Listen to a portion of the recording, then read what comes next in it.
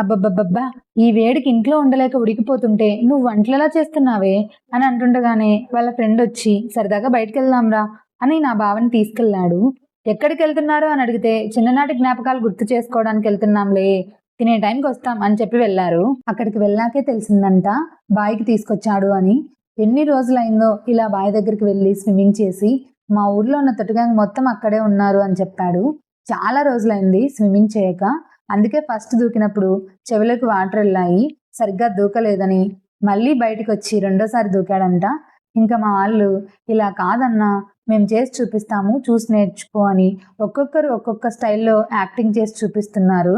మూవీకి ఆడిషన్స్కి వెళ్తే ముందు మన వాళ్ళనే తీసుకుంటారేమో, అందుకే వాళ్ళు అంత ధైర్యం చేయకుండా ఇలా స్విమ్మింగ్ దగ్గరే వాళ్ళ టాలెంట్ని చూపిస్తూ, ఊరికే అలా నీళ్ళల్లో దూకితే మజా ఏముంటుంది బ్రో, ఇలా ఏదో ఒక స్టైల్లో యాక్టింగ్ చేస్తూ దూకితే వచ్చే ఆ కిక్కే వేరప్ప అన్నారంట. ఇంకా అంతమంది దూకిన తర్వాత నా భావన కూడా వదలలేదు.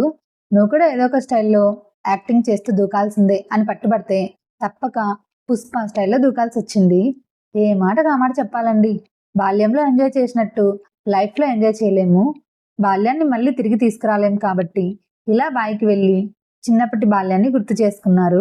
జీవితం అంతా బాధ్యతలు, పనులు, టెన్షన్లు అని ఎప్పుడూ పరిగెడుతూనే ఉంటాము. కానీ అప్పుడప్పుడు ఇలా ఫ్రెండ్స్తో సరదాగా ఎంజాయ్ చేస్తే వచ్చే సంతోషం కొన్ని కోట్లు ఖర్చు పెట్టినా దొరకదండి. డబ్బులు సంపాదించిన రోజులు ఎవరికి గుర్తుంటాయండి? ఇలా మనసారా నవ్విన రోజులు మాత్రమే ఎప్పటికీ గుర్తుండిపోతాయి.